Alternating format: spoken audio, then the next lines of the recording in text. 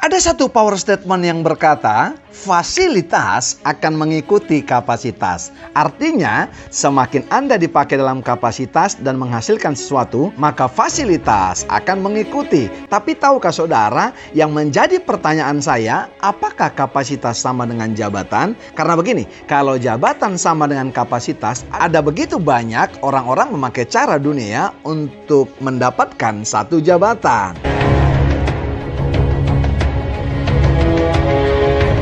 Kalau Tuhan yang mengangkat saudara, tidak akan pernah ada yang bisa merendahkan. Tapi kalau Tuhan tidak mengizinkan kita diangkat, maka tidak akan pernah ada yang bisa memaksa. Loh, kenapa ada Pak orang-orang yang bisa tidak berkapasitas, tapi mereka bisa memangku jabatan? Karena apa saudara? Ada cara-cara dunia. Tapi lihat saudara, akhirnya yang menentukan mereka satu kata, yaitu kualitas. Confirm saudara, skill, knowledge, ya kan? Karisma yang bawa seseorang ke puncak.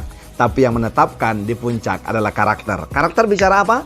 Kualitas. Sebab itu, tingkatkan kapasitas demi hasil yang berkualitas. Semua kita punya kapasitas masing-masing. Seperti yang dikatakan Efesus 4 ayat 12.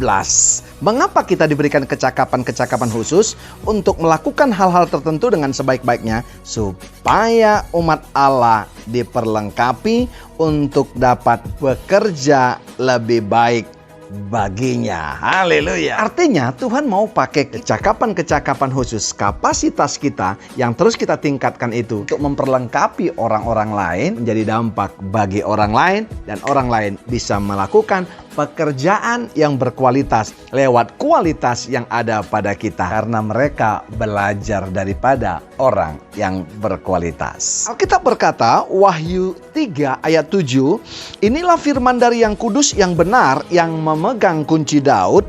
Apabila ia membuka, tidak ada yang dapat menutup. Apabila ia menutup, tidak ada yang dapat membuka. Nah saudara, semua kita Tuhan akan bukakan jalan untuk mencapai yang satu namanya pencapaian yang maksimal. Tapi tahukah saudara, yang menetapkan mereka di sana adalah kualitas. Sebab itu saudara, ada orang-orang yang punya kapasitas tapi tidak bisa mempertahankan jabatan dan apa yang dicapainya. Karena apa? Sesungguhnya dia tidak punya kualitas. Karena apa saudara?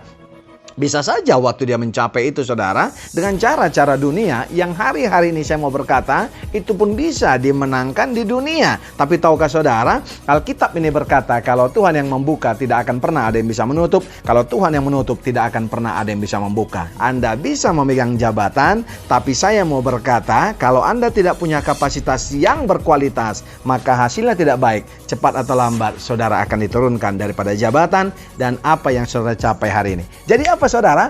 Tuhan mengangkat, Tuhan juga saudaraku yang kekasih, yang bisa memberhentikan apapun yang dicapai manusia yang tidak lewat daripada kualitas. Apa yang kurang daripada Saul? Saudaraku yang kasih, dia punya kesalahan. Daud pun punya kesalahan yang tidak kalah fatalnya. Tapi yang membedakan mereka apa saudara?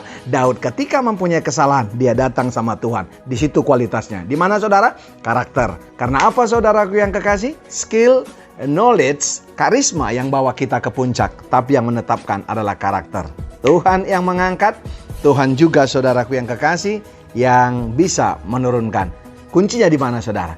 Di kualitas. Sebab itu mari kita pakai kapasitas kita untuk meningkatkan kualitas yang kita akan hasilkan.